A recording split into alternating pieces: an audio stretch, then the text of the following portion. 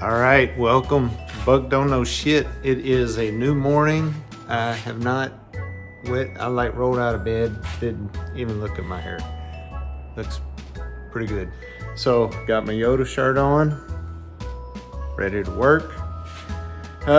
Today I gotta deliver a washer and dryer to my brother-in-law's house. So we got an old one anyway, long story. Gotta get it out of the way because I've got too much shit in the garage. And speaking of, that's the first thing I'm gonna do this morning is clean up in here. I'm basically done with the putting the engine back together project. Well, I think I am done. Like almost done. Like I said, we got the electrical, vacuum lines, things like that we got to do, and that is what I plan on doing today, is starting that.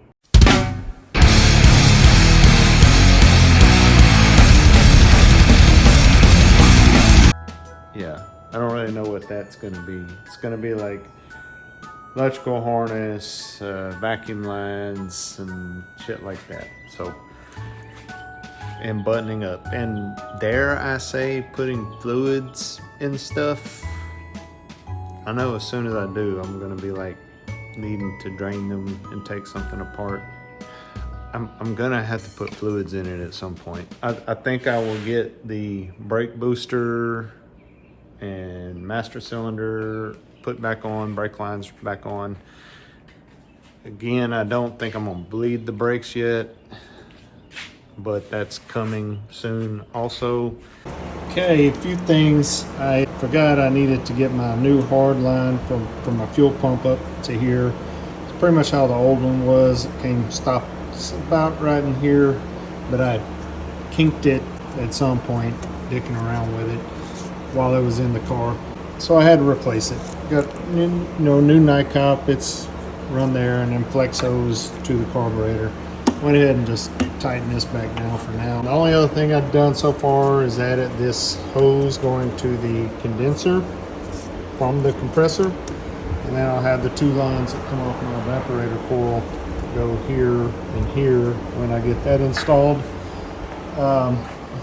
So yeah, I mean, everything on the air conditioner besides the evaporator coil is in place, really, and 100% gonna work. Not really. I got so much I got to learn about this. I don't know what kind of coolant this was using.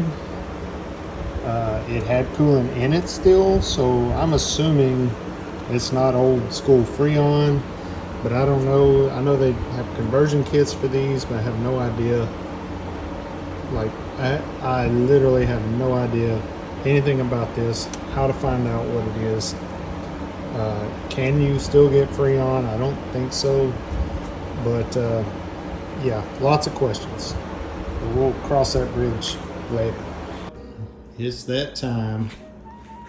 Electrical wiring harness time. So I'll talk about this one in a second. This is the one that I have been dreading the most. Needs some work. So we got this little one.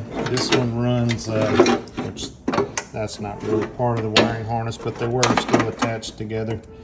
And yeah, I got that one all done. This one, cleaned it up. There was really no issues with it anywhere.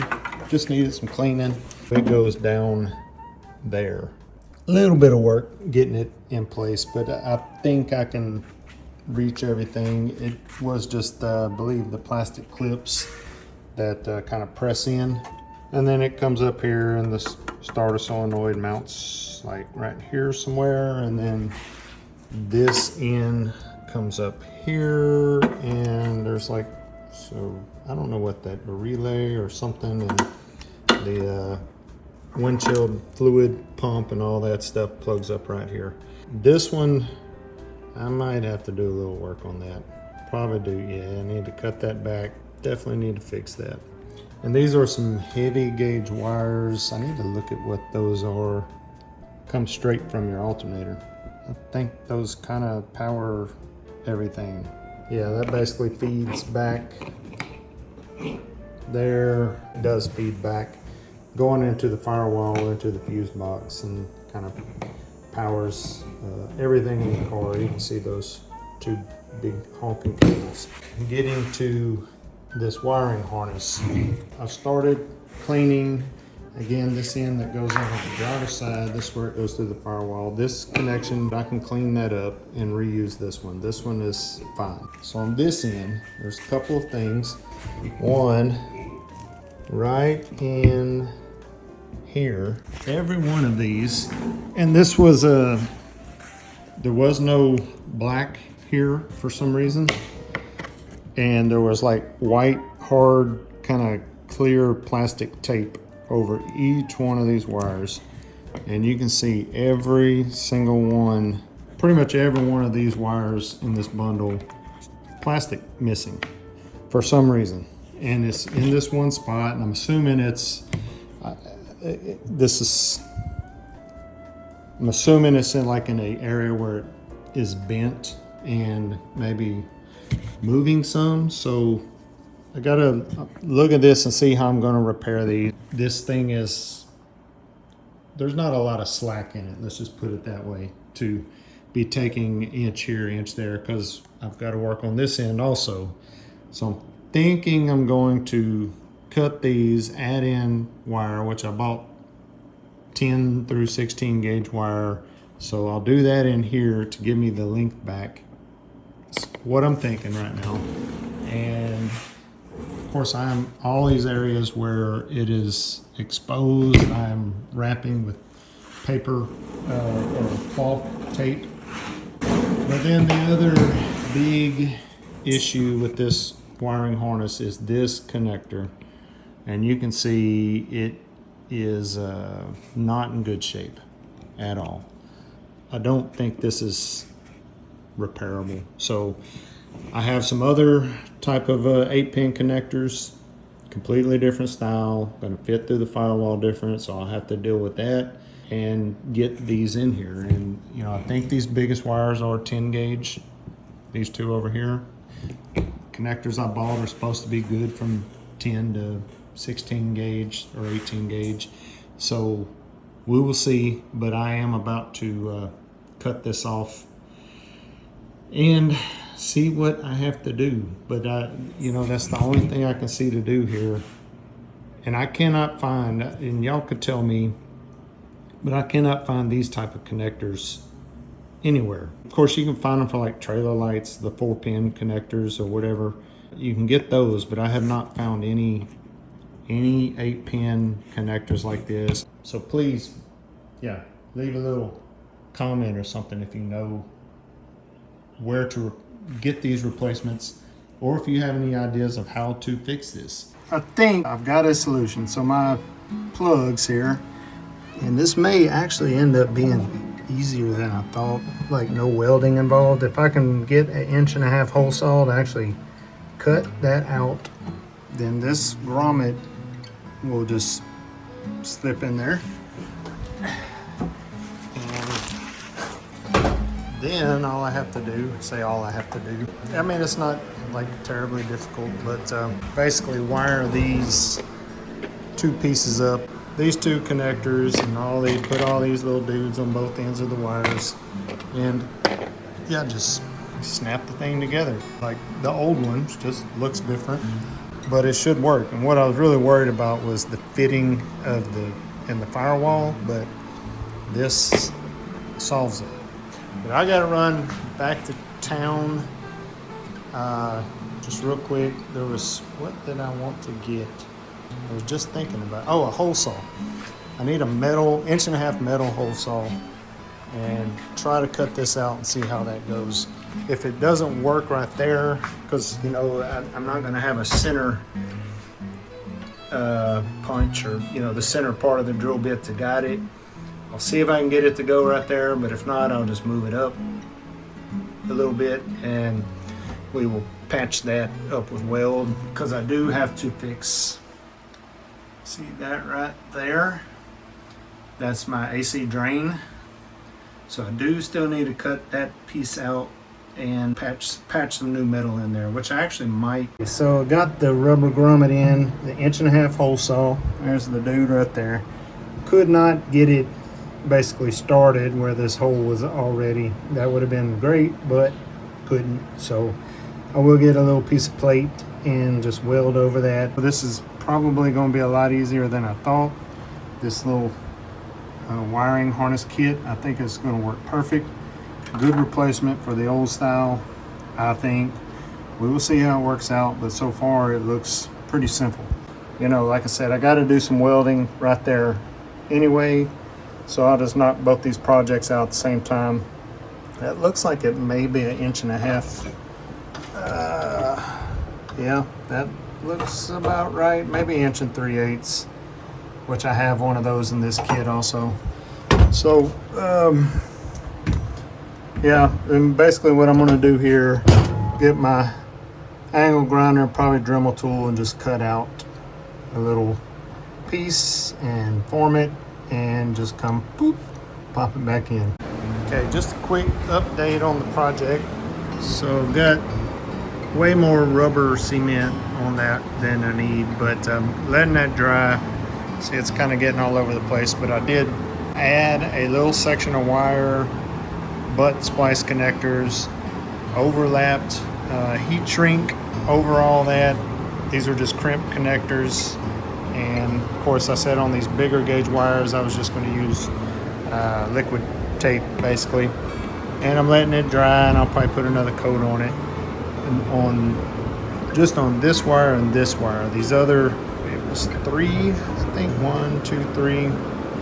This one was a 12 gauge, but I used a 10 gauge splice. These were 16 gauge. Basically, I could have done this one and this one, but just elected to try the liquid tape on them because the wires themselves were fine inside. There weren't any broken strands. So I think it'll be better just to liquid tape it real good, then tape the shit out of it, bundle all this back up, and when I put it in the car, get it nice and secure where it's not moving. This is right where the starter solenoid is. So you got where these connectors here that snap onto the starter solenoid, and this actually goes onto one of the posts, I believe. So, and then I think these go off to the fog lights and headlights, that one and that one. So for some reason these wires here are bare, so I'm gonna look them over, but I think they're fine. I'm just gonna rewrap them, and then I'm working on the connectors. So this was the bad connector we talked about that all the posts broke off in, and yeah, just replicating this. Gonna use this style here. Actually, this is the end that I will be putting these in, and yeah, so that's it. Look at that. I mean, I kind of like it. It's a little hard to get these big ones in here, but they do work. But and I would recommend putting them in first. Don't do like me and wait to do the big ones last. But yeah, I mean, it's gonna work, I believe. If anybody's interested in the connector I use, this 8-pin connector, that's your part number. American Auto Wire is where I got it from. So yeah, that's it. So far, I like it. We'll see whenever we go sticking it in the car how well it works, but pretty easy to get the wires in. Okay, so with this one, I showed y'all earlier, this pin was sticking out and couldn't get it pulled back in. So I just cut this open, got a pair of pliers, and I cut it with a serrated knife. That's all I could get to get into it. Got some pair of pliers on 2 pairs of pliers and kind of split it open, and then this pin just fell right out. And I stuck it back in place, and now my plan is to take the C-clamp, clamp that tight right there, and then put the liquid tape on it and let it dry overnight. Yeah, there we go. It's a little messy, but it dries quick. 10 minutes, you should be able to touch it. It's not tacky. I'll put another coat on both sides. Hit both sides because I did split it all the way split it all the way through when I cracked it open. I think it will be fine. And this is a connector that we can keep an eye on, easy to fix, easy to change down the road. The next day. All right, welcome to Buck Don't Know Shit. It is another beautiful day in Texas, and today I think, yeah, we're just gonna be doing some wiring, finishing up the engine compartment, finishing up my steering stuff. Basically, I've talked about this a few times, I think. Get cotter pins in my castle nuts and make sure they're all torqued correctly. I have my wiring harnesses, everything in the engine ready. Today I plan on getting the alternator starter. I get my starter solenoid put back in place. I got like I think it's an alternator relay switch. Get that in place. My little windshield wiper pump back in place. And just my main wiring harness. I found some old videos so I can kind of see where different clips went and things and whatnots and gadgets and all the little, you know, these guys. I just kind of want to get them back in the same places. So I think the first thing I'm going to do is I'm going to get the solenoid in place and get that wiring harness run under the car. That's going to be the most difficult one to put in just because it's under the radiator, kind of runs under the radiator, but it won't be. I'm gonna be kind of taking my time doing this, cleaning connections, getting, you know, a file or whatever I need to clean the insides of them, make sure all the outside terminals are clean, electric contact cleaner, all that kind of stuff. Want to grinding where my grounds go, those kind of things. Making sure I have good metal contact on everything, basically. So gonna take my time, try to make sure everything's installed correctly so we don't have problems, you know, and don't have to sit there and try to troubleshoot and figure out where everything's going. I know it's not gonna be like turn the key and everything works first time, but we can do our due diligence and try to make it so let me get to work. I don't know what, it's not hard to video this stuff, but I don't really know what y'all will see from me. Like, what was that? Working on things, but it smells terrible. But yeah, so don't know what else to say. I'm like really excited. I'm not one to brag, but it's been a minute since I've done any metal fab on this car. That's first shot attempt at fitting that. First cut, I swear to God. First cut, first bend. And that sucker is like, other than a little bit right there, I could trim off. This thing is like perfect fit. That's, God, this is what I should have done for a profession, I'm pretty sure. Been a while. The welding equipment is out. Got my two pieces cut. Got this guy. I'm gonna drill the hole when it's in place. It's an 1 3/8 hole saw. I've got it centered there. Be close enough for an air conditioner hose, I believe. Got that little guy cut and ready to piece that in and basically just block that opening there. And this is where my old wire harness went through. And I got this where it had rusted out. The old AC hose had broke and water was leaking there, and it had just rusted this area out. This was definitely a problem, and this has been something I've been meaning to fix for a long time. Regardless, for whatever reason, I didn't ever get to this one little project. Knew it needed to be done, but here we are. I had to do that.